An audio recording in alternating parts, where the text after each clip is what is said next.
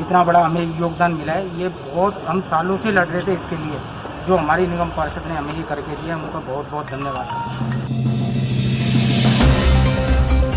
राजधानी दिल्ली के पहाड़गंज घी मंडी इलाके में एक इमारत जो पूरी तरह से एक खंडर में तब्दील हो गई थी, जिस कारण वहां पर बहुत से ऐसे लोगों का जमावड़ा लगने लगा जो आवारा, नशेड़ी व जुआरी किस्म के लोग होते हैं, जिसकी शिकायत जब इलाके के लोगों ने वहां की निगम पार्षद बबीता बरीजा से की तो पार्षद बबीता ने उनकी इस समस्या को गंभीरता से लेते हुए खंडर बड़ी इमारत को एक नवा रूप देकर इलाके के लोगों का गौरव बढ़ाया, जिससे इलाके के लोगों ने पार्षद बबीता के कार्य की सराहना की और मौके पर पहुंची हमारी पत्रकार निशु प्रियांक शर्मा से बात करते हुए पार्षद बबीता बरीजा की प्रशंसा भी की। लेकिन हमारे अब हमारे यहाँ बड़े वो हमने हमारी जो आदरणीय निगम पार्षद श्री बबीता बरीजा जी हैं, इस तरीके से इन्होंने इस काम को सराहनीय किया है। ये बहुत काम सराहनीय है उनके लिए, और मैं उनको इस काम के लिए बहुत बहुत वो शुक्रगुजार हूँ कि जिस तरीके से इन्होंने यहाँ कायाकल्प कर दिया, स्कूल बनवा कर ये एक अच्छा पार्क बनवा दिया है बच्चों के लिए जो खेल से भी। हम जब भी अपनी पार्षद को फ़ोन करते हैं तो हमारा सारे काम होते हैं, या वो सैनिटाइज़र हो, या कीटनाशक दवाइयाँ हो, या फॉकिंग हो, या गली में गड्ढे हों। अभी तक हमारा ये 4 साल से कोई कार्य रुका नहीं। कहा जाता है कि यहाँ पे पहले खंडर था, आपने किस तरह से यहाँ का कायाकल्प कर दिया? यहाँ पर तकरीबन 20 से 25 साल पहले एक स्कूल था एनसीडी का, तो वो बंद हो गया। उसके बाद यहाँ की बिल्डिंग की तरफ ध्यान नहीं दिया जो भी था, तो ये टूटते टूटते एक भी मतलब ऐसे खंडर बन गया। 25 साल पहले जो खंडर था वो रूप भी आप देखेंगे, कहीं भी आपको वो फोटो पिक्चर मिल जाएगी।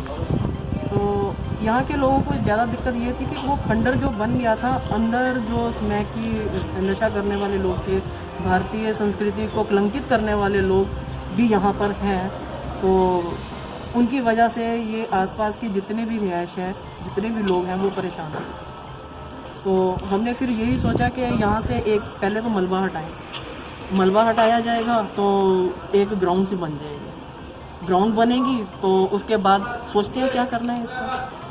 ये पहले तो मैं बोलूँगी कि मेरे ये जो हमारे कार्यकर्ता या जहाँ के रहने वाले लोग हैं, इन्होंने बोला कि यहाँ पर अगर ये खंडर हटा दें, ये मलबा हटा दें, तो एक ग्राउंड सा बन जाएगा।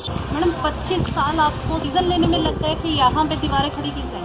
मैं तो अभी 4 साल पहले यहाँ पर निगम का चुनाव जीत कर आई, लेकिन उससे पहले भी जो निगम पार्षद आए यहाँ पर, उन्होंने भी ये चीज़ देखी थी, ये खंडर हालत जो भी थी स्कूल की, उन्होंने भी देखी थी।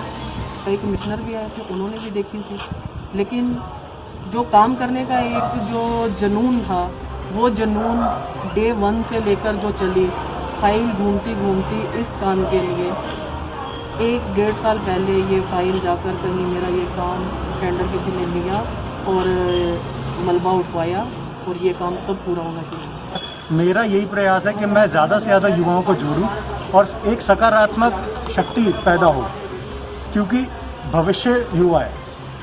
और मैंने हमेशा अपने पापा से एक ही बात सीखी है कि आप जब भी कोई काम करने जाएंगे तो सबसे पहले लोग आपका मजाक उड़ाएंगे, फिर आपके विरोध करेंगे, आपके विरोधी पैदा होंगे और आपके काम का विरोध करेंगे, और फिर तीसरी स्टेज है जब वो आपको अपना लेंगे और जब वो समझ जाएंगे कि आप किस मंशा से काम कर रहे हैं, और तभी आप कामयाब हो पाएंगे। तो एक हमारी ये सकारात्मक सोच है कि हम युवाओं को इकट्ठा करें और ऐसी स्थितियों में जहाँ पर देश को ज़रूरत है वो आगे आके काम करें। सर, जैसे कि कोरोना साल में भी आप काफ़ी सक्रिय रहे, शुरू से अब तक आप सक्रिय हैं, काफ़ी काम करते हैं, तो आपके परिवार में आपको कोई रोक टोक नहीं होती? देखिए, मेरे पापा कम से कम 30 साल, और मैं अगर अपनी माता जी की बात करूं जो अभी निगम पार्षद है वर्तमान में, तो इनको कम से कम 25 साल हो गए। हम निस्वार्थ लोगों की सेवा करते हैं, और जिस दिन डे 1 से हम लोग निगम पार्षद बनी मेरी मम्मी, तो मेरे पापा ने एक बात कही थी कि हम सेवा करेंगे, हमें किसी चीज़ का लालच नहीं है और हम निस्वार्थ सेवा करते हैं। तो ये सेवा करने का जो भाव है, ये मेरे को मेरे परिवार से, मेरे को मेरे माँ बाप से मिला। ये संस्कार जो है, ये मैं चाहता हूँ कि सबके अंदर हो, सब निस्वार्थ भाव से सेवा करें, और इसी उद्देश्य को लेके मैं एक सकारात्मक शक्ति पैदा करने की कोशिश कर रहा हूँ, जो युवाओं के ज़रिए बहुत जल्दी से आएगी, और मुझे इसका रिज़ल्ट भी मिल रहा है। जितना मैं काम करता हूँ उसका मेरे को रिज़ल्ट मिलता है, और ऐसे प्रतिभाशाली युवा मेरे साथ जुड़ रहे हैं। आप सब कुछ कीजिए, आप जो करना चाहते हैं आप कीजिए और उसको दिल से कीजिए।